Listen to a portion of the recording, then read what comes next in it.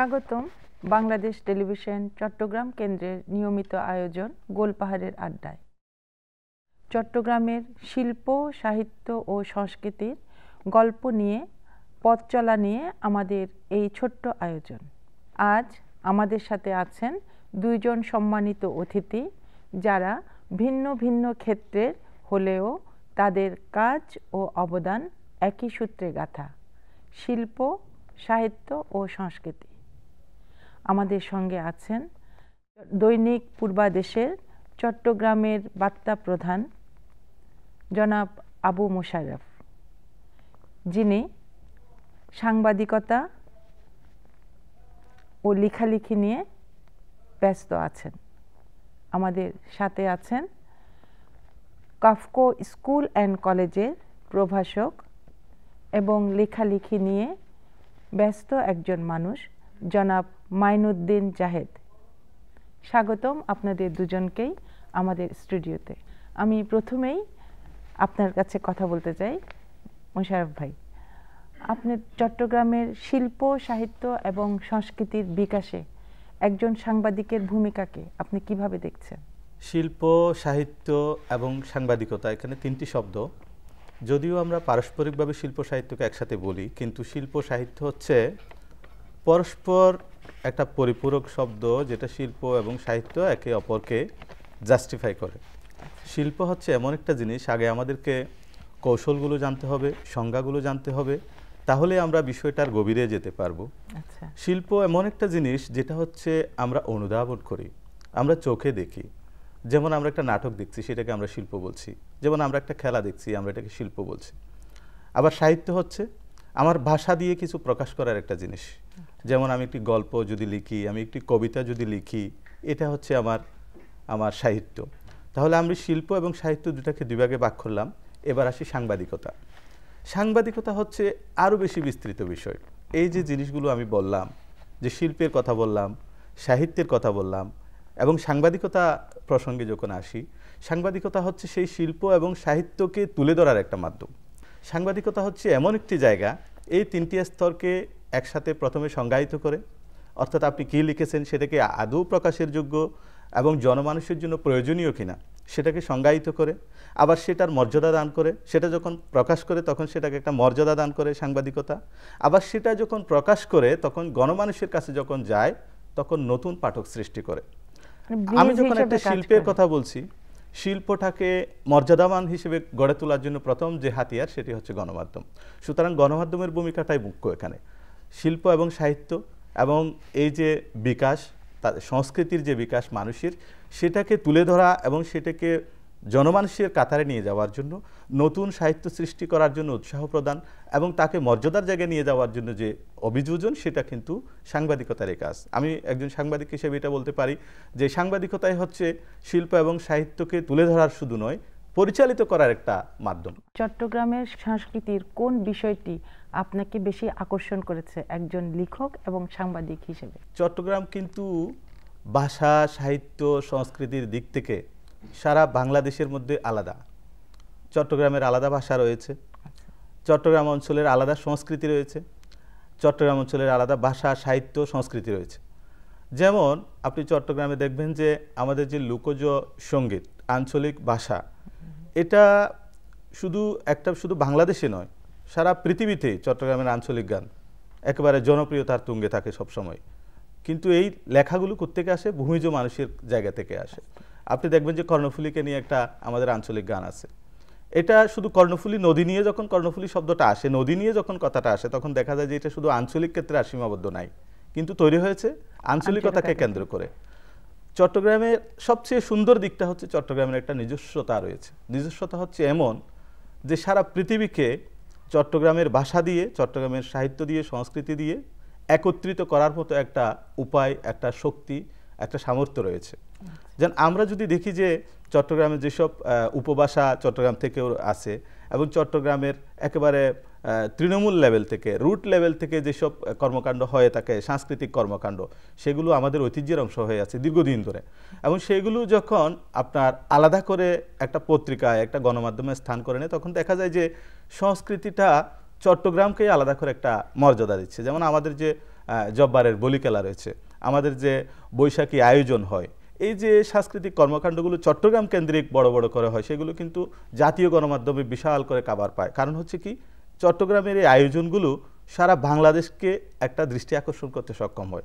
তার শক্তি এরকম রয়েছে। আমাকে এটাই সবচেয়ে বেশি নজর দেয়, এটাই সবচেয়ে বেশি আমাকে আকর্ষণ করে, যে চট্টগ্রামের মানুষের যে প্রচলিত ভাষা, চট্টগ্রামের মানুষের যে সংস্কৃতির প্রতি চিন্তা চেতনা, এবং চট্টগ্রামের মানুষের যে সংস্কৃতি লালন করার যে মন মানসিকতা, এটা আমাকে সবচেয়ে বেশি প্রভাবিত করে।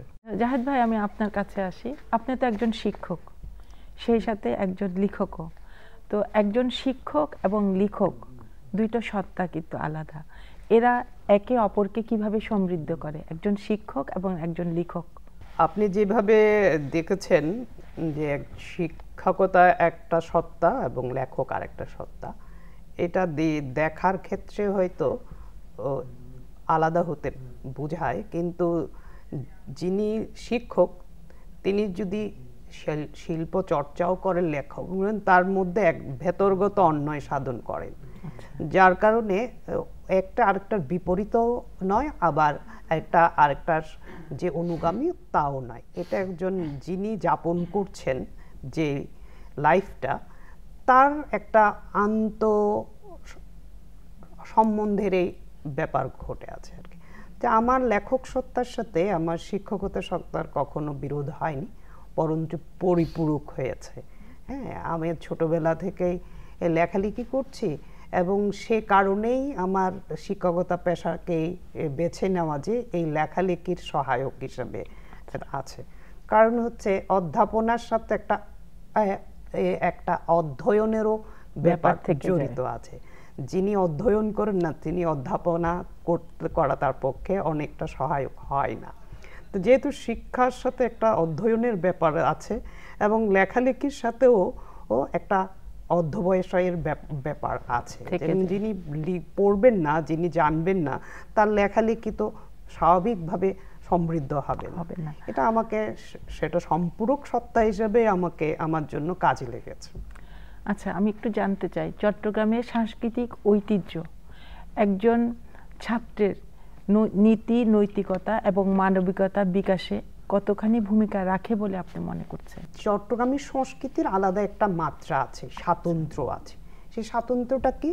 সেটা হচ্ছে চট্টগ্রাম যে প্রাকৃতিক পরিবেশ, সেই প্রকৃতি এবং তার পাশে সমুদ্র, পাহাড় এবং সমুদ্র দুটোই মিলে একটা বিশালতার আর পরিবেশ তৈরি করে একজন যে কোনো জনমানুষকে, এই নগরের মানুষগুলোকে।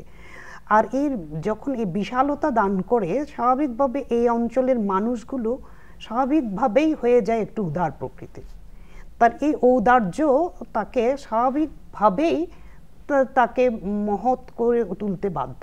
আচ্ছা, আপনার কাছে মোশাররফ ভাই, স্থানীয় লেখক, শিল্পী এবং তরুণ প্রতিভাবানদের আলোচনায় আনতে, অর্থাৎ আমাদের চিটংয়ের মধ্যে অনেক লেখক আছেন, অনেক শিল্পী আছেন, অনেক তরুণ আছেন যাদের অনেক নানাবিধ প্রতিভা আছে, এদেরকে আমরা আলোচনায় আনতে মিডিয়ার ভূমিকাটা কি হতে পারে বলে মনে করেন? এই প্রশ্নটি আসলে আমার কাছে অনেক সময় ইতিবাচক, আবার অনেক সময় নেতিবাচক।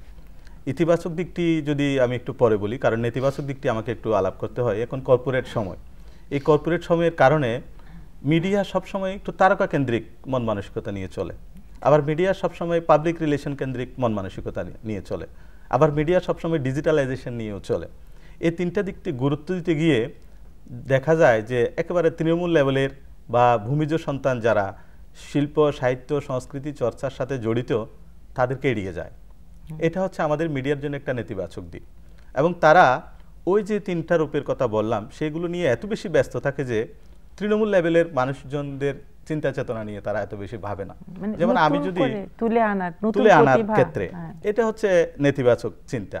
আবার আপনাকে যদি আমি আবার একটি পজিটিভ দিকেও দিই, সেটা হচ্ছে যে ধরুন যে আপনি দেখেছেন যে ঢাকার কোনো একটি টেলিভিশন অথবা কোনো একটি টেলিভিশন কেন্দ্রে বেশ 2-1 বছর আগে একটি প্রোগ্রাম হয়েছে যে 3 চাকার তারকা, যে রিক্সা চালক, সে দেখা যায় যে তার একটা প্রতিভা, রিক্সা চালাতে চালাতে সে গান গাইছে। তো একজন আমার মতো একজন লোক অথবা আপনার মতো একজন কৌতূহলী মানুষ তার রিক্সায় চড়তে গিয়ে তার মনে হলো যে না এটা তো একটা আলাদা প্রতিভা মনে হচ্ছে, রে ভাই তুমি তো খুব ভালো গাও, তোমার ঠিকানাটা দাও। এই যে টেলিভিশনে আমরা যখন 3-4 তারকাদের গান শুনলাম, তার আগের ইতিহাস হচ্ছে আমাদের প্রিন্ট মিডিয়ায় এরকম অনেক ব্যক্তি নিয়ে আলাদা আলাদা করে রিপোর্ট হয়েছে। আমি যদি চট্টগ্রাম কেন্দ্রিক আপনাকে একটু উদাহরণ দিতে চাই, আমরা এই তারকা কেন্দ্রিকতার বাইরে বসবাস করার চেষ্টা করি। আমরা এমন একটা কাজ করি যে কেউ যদি নতুন কোনো প্রতিভা দেখানোর চেষ্টা করে, কেউ যদি কাব্য চর্চা করে, কেউ যদি সাহিত্য চর্চা করে, সেটা যতই নতুন হোক তাকে আমরা একটা মর্যাদা দেওয়ার চেষ্টা করব, তার লেখাটা আমরা চাপবো। এবং আপনি যদি খুব গভীরভাবে পর্যবেক্ষণ করেন দেখবেন যে চট্টগ্রামে মেইন স্ট্রিম পত্রিকার মধ্যে পূর্বদেশ হচ্ছে সবচেয়ে বেশি আপনার শিল্প সাহিত্য কেন্দ্রিক লেখালেখির জন্য নতুন মানুষদেরকে জায়গা সবচেয়ে বেশি দেয়।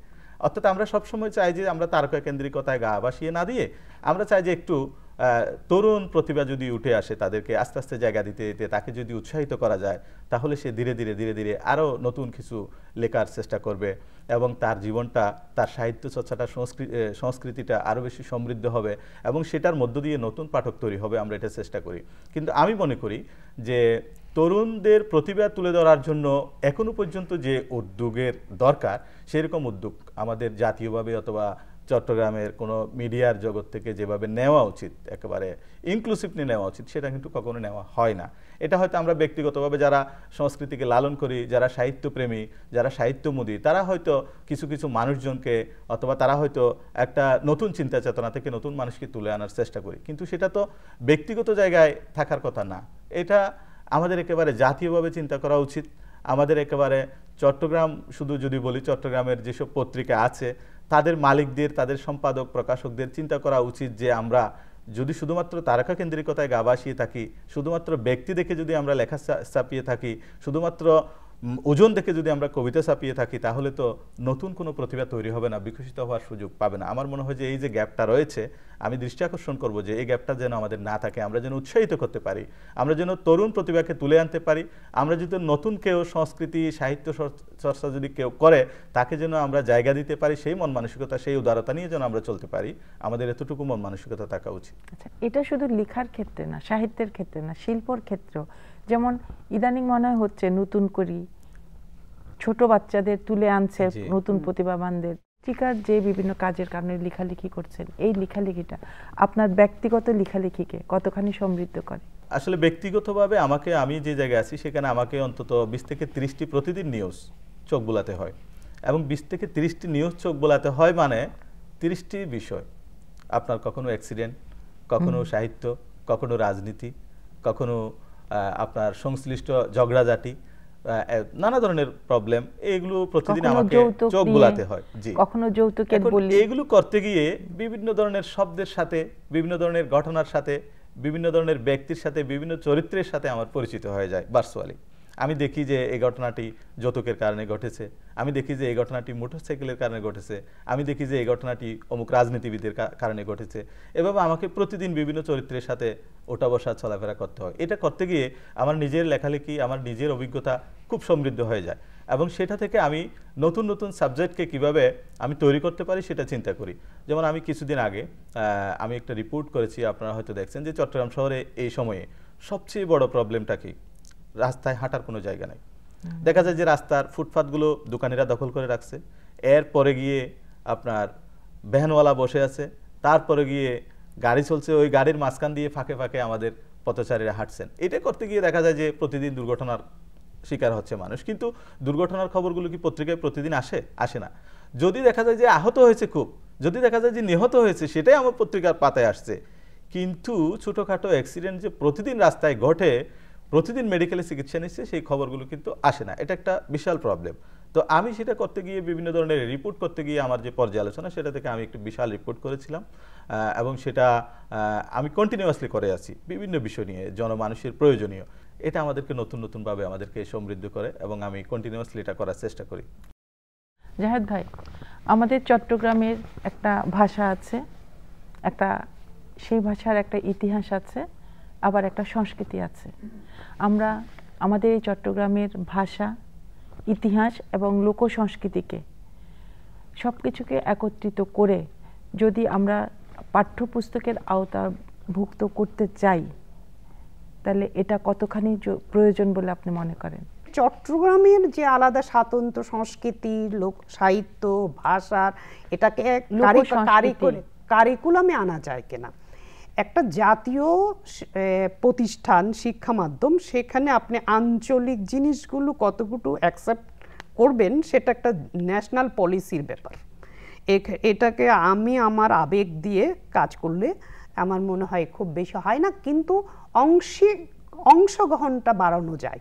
যেমন চট্টগ্রামের সংস্কৃতির একটা পার্ট থাকলে, হ্যাঁ, বিভাগীয় পর্যায়ে বিভিন্ন, যেমন আমাদের উপজাতীয়দের সংস্কৃতি নিয়ে দেওয়া চ্যাপ্টার আছে, হ্যাঁ, তেমনি বিভাগীয় সংস্কৃতিগুলি নিয়ে চ্যাপ্টার যোগ করা যায়। বাংলাদেশের বিভিন্ন অঞ্চলের সাংস্কৃতিক ভাষা সংস্কৃতিগুলি দেওয়া যায়। ব্যাকরণ বইগুলিতে সেইগুলোকে আলাদাভাবে চিহ্নিত করে করে দেওয়া যায়। সেজন্য যেই ব্যাপক ভিত্তিক পরিকল্পনা দরকার, সেটা আপনার আগ্রহটাকে আমি খুব শ্রদ্ধা করি, আমরা সেই দিকে যাওয়া উচিত। তাহলে আমরা নিজেরা যদি নিজেদেরকে না জানি তাহলে বিশ্ব জানবো কখন? আগে নিজেদেরকে তো জেনে সমৃদ্ধ হতে হবে। সেটার জাতীয় পলিসিগত ব্যাপার আছে। আর বাংলাদেশের শিক্ষা মাধ্যমে যে সংস্কৃতিটাকে বিকাশ করা দরকার, সেজন্য বেশি দরকার যেটা আমাদের শিক্ষা প্রতিষ্ঠানগুলোতে শিক্ষা সাংস্কৃতিক যে সপ্তাহগুলো, এগুলিকে প্রত্যেক প্রতিষ্ঠানে বাধ্য করে দেওয়া করার। এখন বাংলাদেশের শিক্ষা প্রতিষ্ঠানগুলিতে, শহরকেন্দ্রিক শিক্ষা প্রতিষ্ঠানগুলিতে 6 মাস বন্ধ থাকে, 6 মাস এই প্রতিষ্ঠান চলে। আবার যে 6 মাস চলে সেই 6 মাসগুলিতে নানা পরীক্ষা দিয়ে থাকে, যার কারণে যে শিক্ষা সংস্কৃতি চর্চা করবে সেই অবস্থান থাকে না।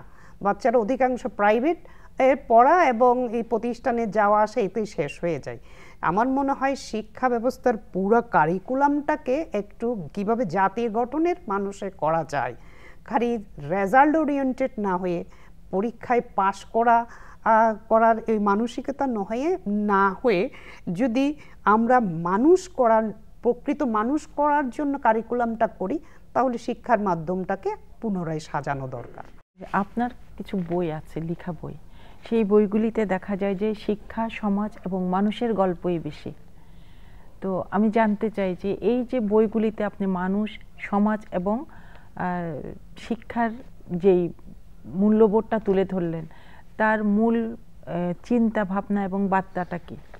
আমি তো বেশি কবিতাই লিখেছি, 4টা কবিতার বই আর 3টা প্রবন্ধের বই। 3টার প্রবন্ধের মধ্যে 2টো হচ্ছে সমালোচনামূলক, সাহিত্যের সমালোচনামূলক, আর একটু হচ্ছে বিদেশি সাহিত্যের একটু রিভিউ টাইপের, আমাদের আশেপাশের।